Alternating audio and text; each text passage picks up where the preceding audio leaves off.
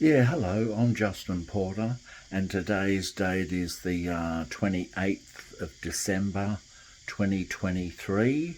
And on Christmas night, we had a bad storm, and 875 power lines were down in Brisbane. 875 power lines got pulled down by trees and that. And yeah, and we've got our power back on now after 27 hours. We didn't have electricity for 27 hours.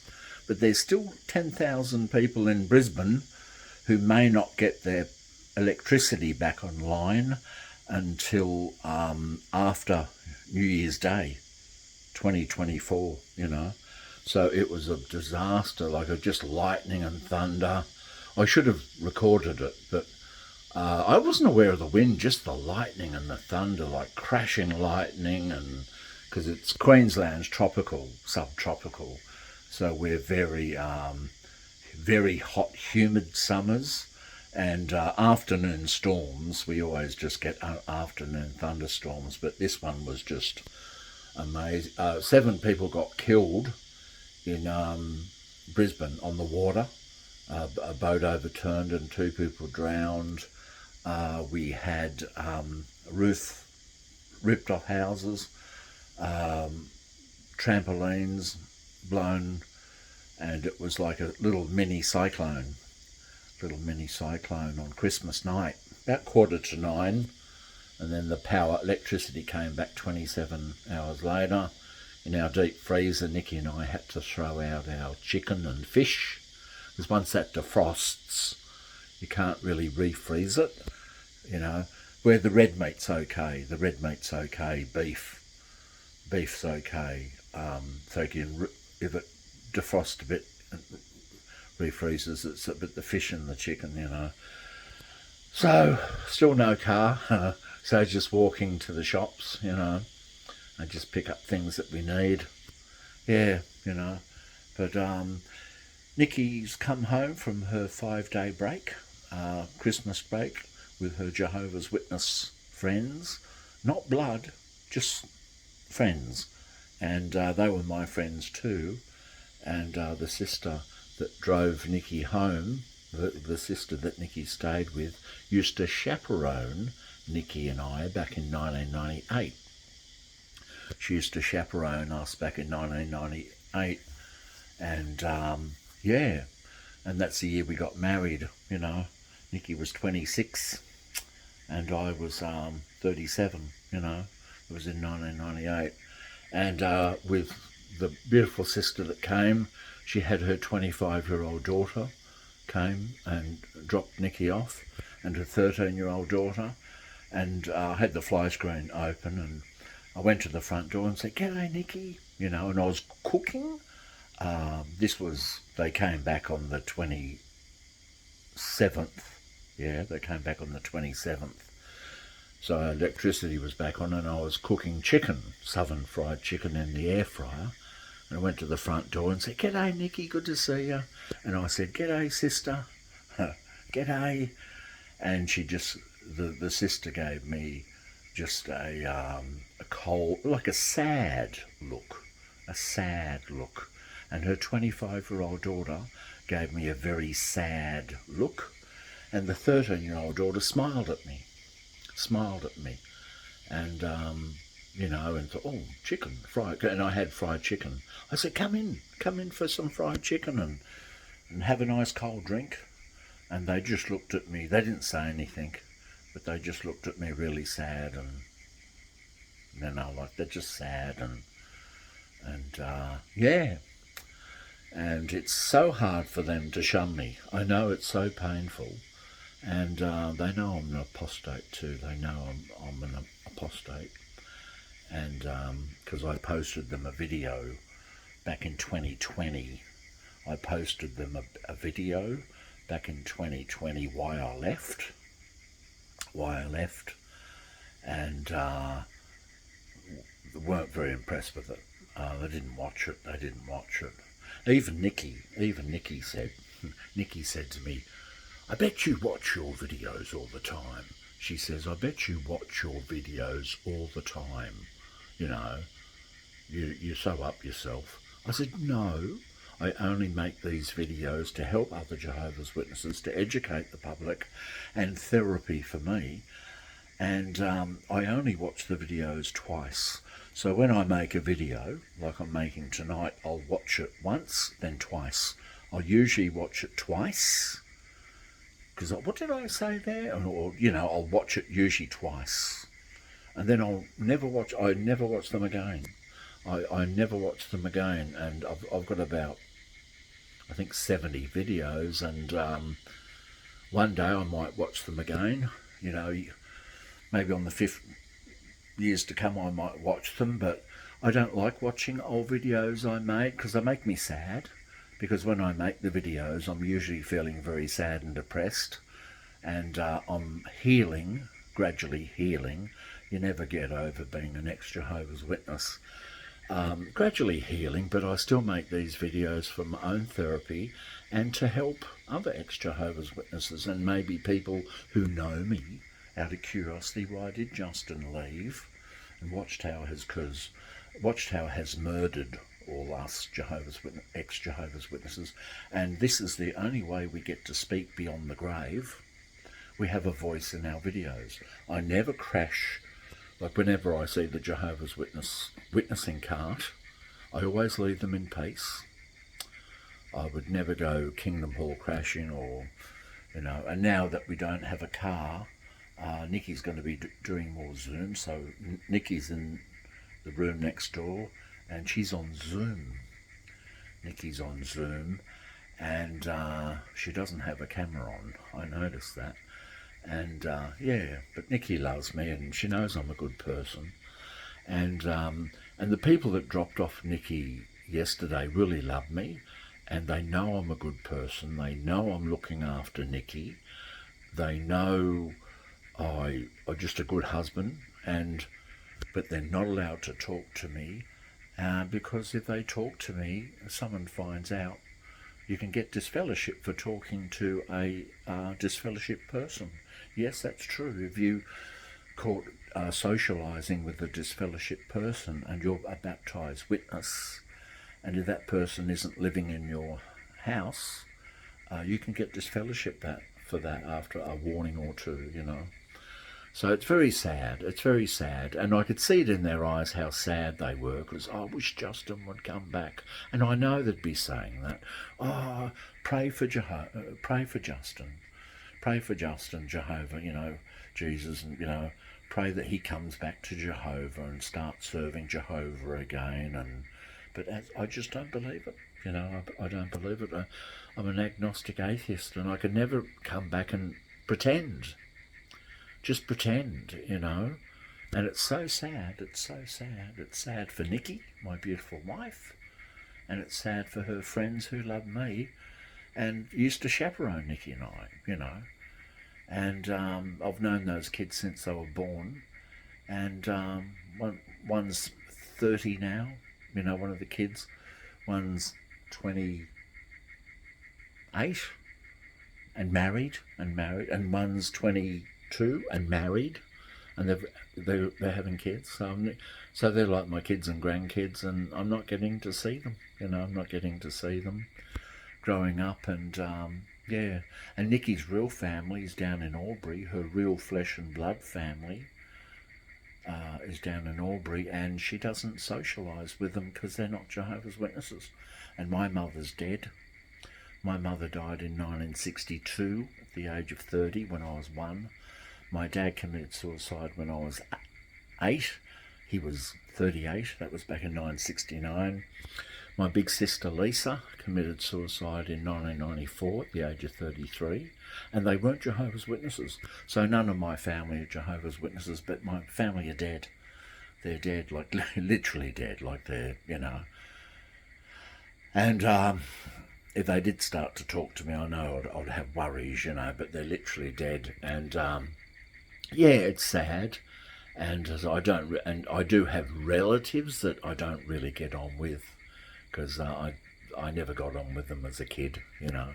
There's a lot of families, you know. I mean, I wasn't raised a Jehovah's Witness, but I never got on with my mum's sister. You know, she raised me for a couple of years, and my mum's brother raised me for a couple of years, and I just don't get on with them. I mean, and it's funny with family. See, I wasn't raised a Jehovah's Witness. I was baptised when I was 35, but I was first brainwashed. I got baptised at 35 in 1996, but I first got brainwashed back in 1988 at the age of 27. And a lot of my family I don't get on with, you know, and just different. So sometimes, you know, and I'm, you know, so I was brought up worldly, you know, so you don't always get on with your family. And, you know, there's a lot of unhappiness in all families.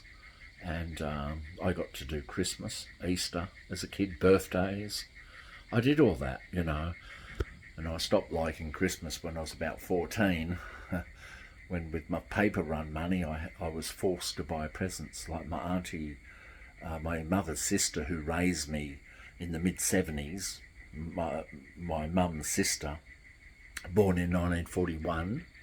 I was born in 1961, and she raised me as a teenager. So when I was 14, she was 34, and when I was 16, she was 36, and I had to buy her kids Christmas presents, birthday presents, auntie and uncles Christmas presents. No, you're buying your Uncle Bob something, or you're buying him a gift. And then I'll buy a gift as cheap as I could. Why'd you buy him that? He doesn't want that. Why the hell did you buy him that? Why would he want that? Cheap plastic plate or plastic cup, or yeah, something cheap, you know, always the cheapest thing because you got, you know. So I never liked Christmas. And birthdays. Always had to buy birthday presents. Always had to buy birthday presents for kids, and my brother and my sister. My brother's a doctor, and sad to say, my brother and I don't get on. I'm child number 3, and my big brother was born in 1957. My big sister was born in 1958, and they were both born in the 1950s, and I was born in 1961. And I never got on with them. I never got on with my big brother. I never got on with, because I was child number 3 and he was jealous of me. And but my big sister I loved my big sister. She was 2.5 years older than me, and she used to mother me because I never had a mum, and I just loved my big sister. And she committed suicide in 1994 when I was 33 and she was 36, you know. So I wasn't raised a witness, so I still had sadness. But when I hear stories, like when I watch YouTube stories on people who were raised Jehovah's Witnesses, having no birthdays and Christmas, as when you're a little kid, would hurt. That would be awful, you know. And, you know, Mother's and Father's Day, when I was a kid, I used to cry because my mum was dead and my dad was dead. So I never liked Mother's and Father's Day. On Mother's Day I had to buy my auntie a present and he had to buy my uncle a present because they were my guardians, you know. I'd buy them mothers and fathers. But my auntie used to always, why'd you buy him that? Why'd you buy him that for Father's Day? Something cheap. He's not going to use that. Like, it was all you know, it was all like in the family, it was like force giving. So when I became a Jehovah's Witness, I fell in love with the fact that, you don't celebrate Christmas? Good. Don't celebrate birthdays? Good. But for kids, I think all kids should be able to enjoy birthdays, because to me, birthdays and Christmas is all about childhood. And I did have a happy childhood in the 60s. I had a great childhood in the 60s, even though I was in an orphanage in 1968, 1969. It was a government-run orphanage. So I was never molested or harmed in any way. It was a government-run orphanage. In 1968, I was 7. 1969, I was 8. My brother was also in the orphanage. 1968, he was 11. 1969, he was 12. And then my father suicided in 69. And we got out of the orphanage and we went to my mum's mum and dad. And my mum's mum and dad were both born in 1905. 1905.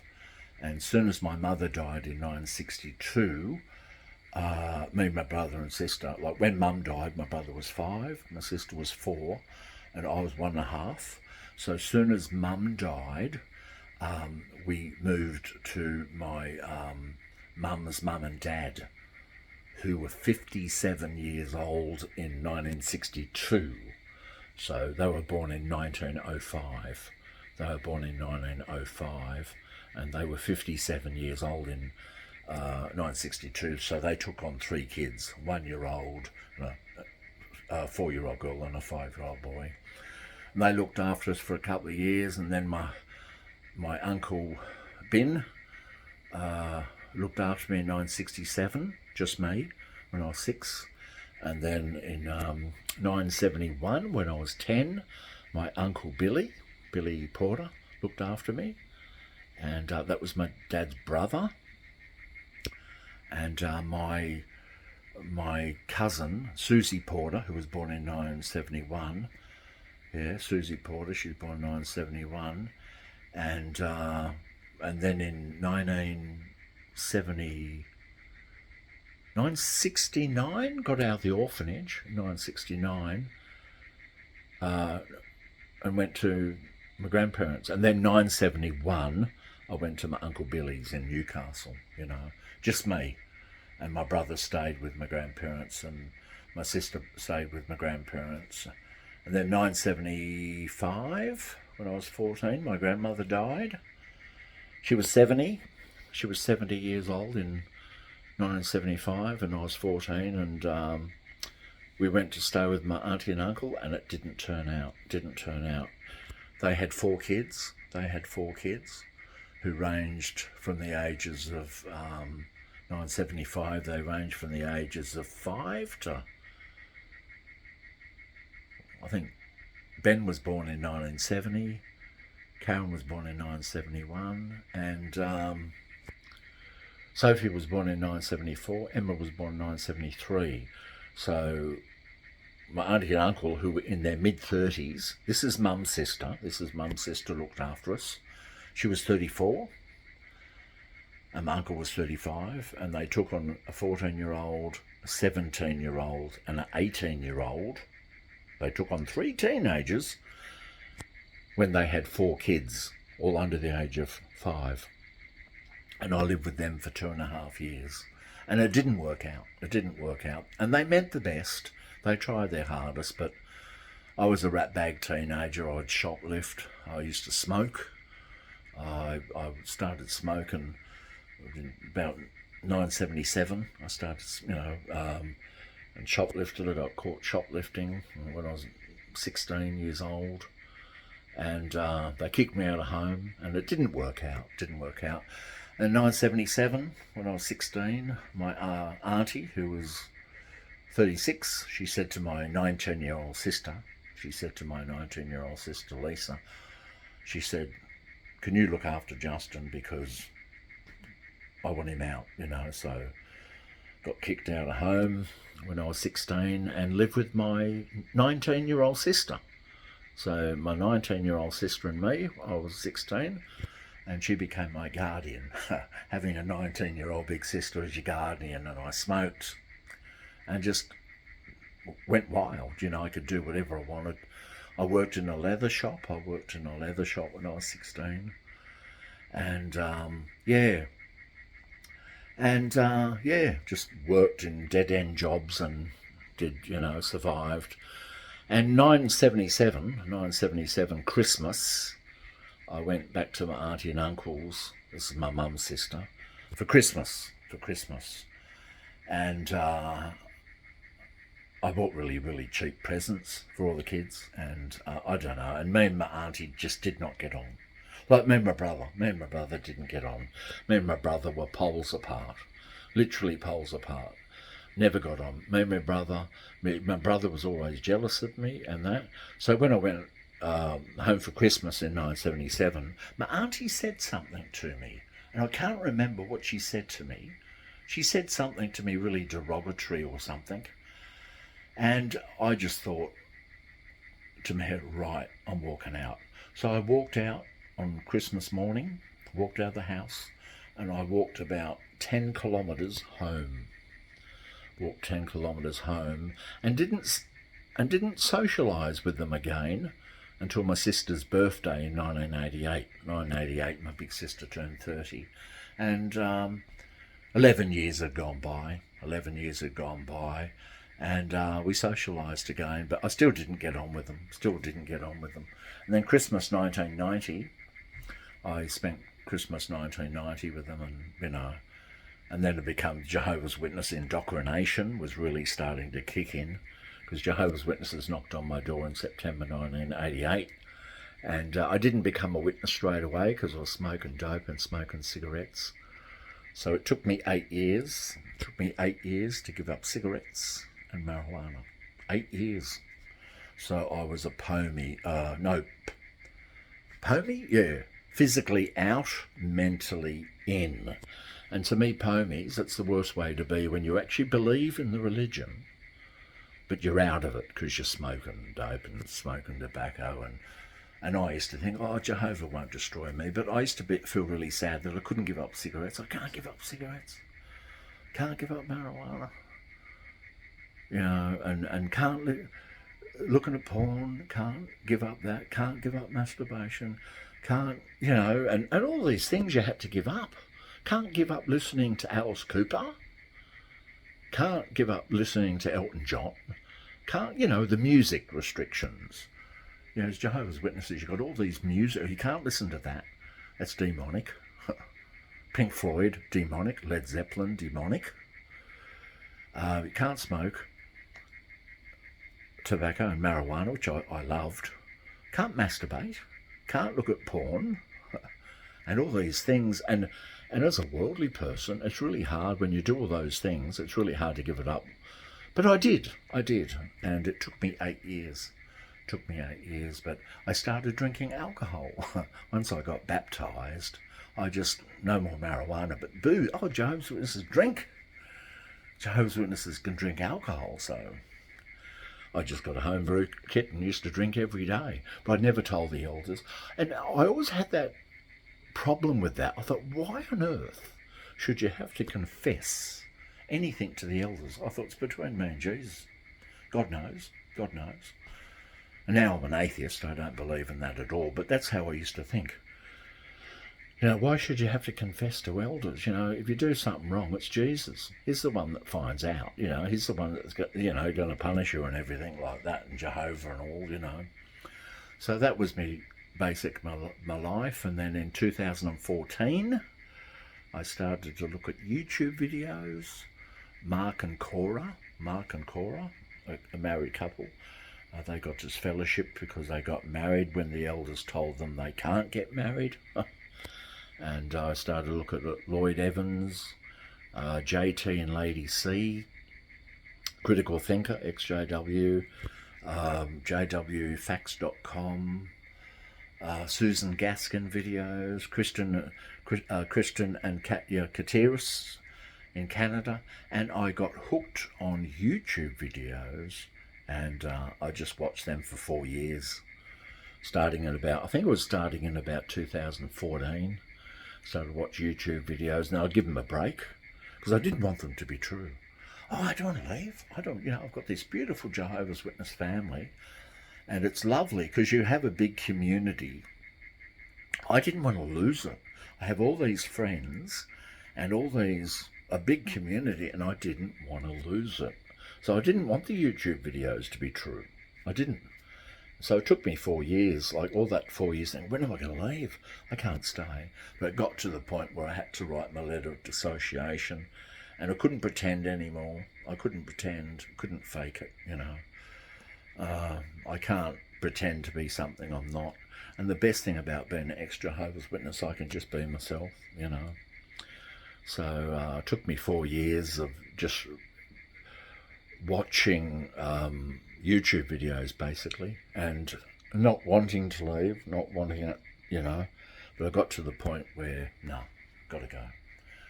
And it's the way it was, and here I am now still making YouTube apostate videos. Been making these videos since September 2020, But yeah, I had to make a video tonight because when Nikki got dropped off yesterday, and the three sisters shunned me at the door, even though one of them smiled at me, but they shunned me. I said, come in, fried chicken, have a cuppa, cold drink, come in. And I wouldn't have tried to convert them. I'd just say, how you going? And, you know, lovely to see you. But they're doing it out of love. They're shunning out of love. They want me to come back, and it's just, you know, and they're my wife's best friends. They're her buddies. And they used to be my friends too, my buddies, but now, you know, just the way it is. But they're indoctrinated, and one day they may wake up, and I think they're so shocked I'm not apostate. Well, you know, I think it's a shock, but hey, you know, it is what it is. And these videos will stop when the shunning stops. Thanks for listening. Oh, and that YouTuber. Remember the other night I couldn't work out the girl that did the aerobic exercise videos? Her name is Becky Overbeck. So her channel is called Becky Overbeck. Becky Overbeck. Check out her channel. And yeah, she got reprimanded. They gave a marking talk because she was doing exercise classes for Jehovah's Witnesses, like aerobic classes for Jehovah's Witnesses, and they gave her a marking talk because she was putting too much emphasis on aerobics and exercise more than exercising, going door to door.